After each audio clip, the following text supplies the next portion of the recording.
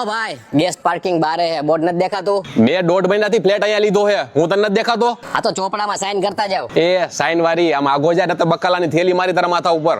અહીંયા કોઈને ગાડી રાખવાની શિસ્ત જ નથી. મારા ગાડી ક્યાં રાખવી હવે? એક તો હીરા ઘસી ઘસીને સુરતમાં ફ્લેટ લીધો હે, પાછો મને ઓળખતો નથી. એ ભાઈ અહીંયા કઈ થૂકવાનું હોય? લિફ્ટના દરવાજા ઓટોમેટિક સેન્સર વાળા હોય, આ બગડી જાય હવે તમને કઈ ભાન પડે હે? નવો રેવો આવ્યો ને, ગાડી નંબર 535. ધ્યાન રાખજો, મને નો કેટો આજ પછી ન તો તારી કાચી પાતળી કરી નાખીશ. એલી એ તું આને પેન્સિલ ને લિપસ્ટિક શું આપસ હાથમાં? છોકરાએ દિવાલની બાણી નાખી હવે. હાવ મારા ફ્લેટના હપ્તા ભરવાના બાકી છે હવે. ભાઈ તું હાલ નીચે ઉતર. અરે તારા ભાઈએ સુરતમાં હુડુસ બાલ્કની વાળો ફ્લેટ લીધો, આમ જોતો ખરા. અરે બાલ્કની માંથી તાપી નદી દેખાય. તાપી તું આવતો ખરા ભાઈ ની ઘરે? પણ આપણા ઘર પાસે તો હોકળો દેખાય છે. લ્યો ચા ઠરે તમારી. તને હે ને હાથ હોનાનું દે ને તોય તું ખોચકા જ કાઢીશ.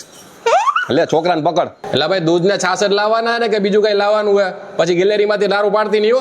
ખેતીથી જમીન ભરનું ઘર લ્યો તોય ફ્લેટ લઈને બેહી ગયા, માનતા જ નથી કઈ. હાવ આ ફ્લેટમાં તને શું વાંધો પડ્યો? અહીંયા કે દોરી હુકવવાની જગ્યા તમને દેખાય છે?